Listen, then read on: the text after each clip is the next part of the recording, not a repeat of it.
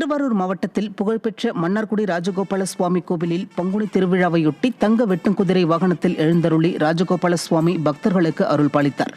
16ஆம் நாள் விழாவையொட்டி தங்க வெட்டும் குதிரை வாகனத்தில் ராஜ அலங்காரத்தில் எழுந்தருளிய ராஜகோபால சுவாமி தீப்பந்தங்களுடன் பரிவேட்டைக்கு புறப்பட்டு 4 வீதிகள் வழியாக சென்று பக்தர்களுக்கு அருள் பாலித்தார். வழியெங்கும் திரண்டிருந்த பொதுமக்கள் பக்தி கோஷம் எழுப்பி சுவாமி தரிசனம் செய்தனர். திருவண்ணாமலை மாவட்டம் வந்தவாசி ரங்கநாதர் பெருமாள் கோவிலில் பங்குனி மாத பிரம்மோற்சவ விழாவை முன்னிட்டு கொடியேற்ற நிகழ்வு நடைபெற்றது. இதனையொட்டி சுவாமிக்கு சிறப்பு அபிஷேக ஆராதனைகள் நடத்தப்பட்டு பல வண்ண மலர்களால் அலங்கரிக்கப்பட்டு பக்தர்களுக்கு காட்சியளித்தார். இதில் திரளான பக்தர்கள் கலந்து கொண்டு சுவாமி தரிசனம் செய்தனர்.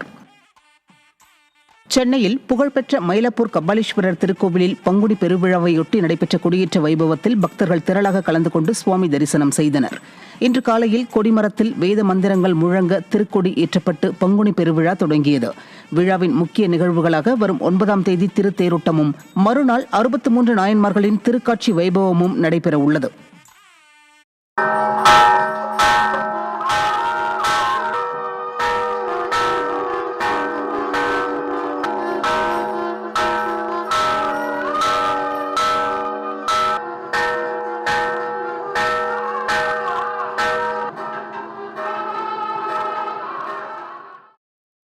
திருச்சி ஸ்ரீரங்கம் அரங்கநாதர் கோவில் பங்குனி தேர் திருவிழா கொடியேற்றம் வெகு விமரிசையாக நடைபெற்றது. இதில் திரளான பக்தர்கள் கலந்து கொண்டு சுவாமி தரிசனம் செய்தனர். விழாவின் முக்கிய நிகழ்ச்சியான நம்பெருமாள் தாயார் சேர்த்தி சேவை வரும் 11ஆம் தேதியும் கோரதம் எனப்படும் பங்குனி தேரோட்டம் 12ஆம் தேதியும் நடைபெறுகிறது.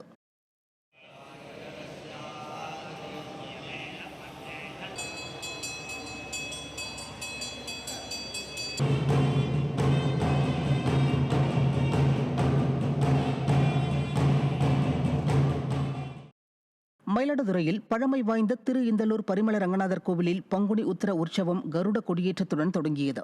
விழாவை முன்னிட்டு பெருமாளுக்கும் கொடிமரத்திற்கும் சிறப்பு அபிஷேக ஆராதனைகள் செய்யப்பட்டது. தொடர்ந்து வேத மந்திரங்கள் முழங்க கொடிமரத்தில் கருட கொடியேற்றப்பட்டது. விழாவின் முக்கிய நிகழ்ச்சியாக 6ஆம் தேதி கருட சேவையும் 9ஆம் தேதி திருக்கல்யாண உற்சவமும் 11ஆம் தேதி திருத்தேர் உற்சவ நிகழ்ச்சியும் நடைபெற உள்ளது.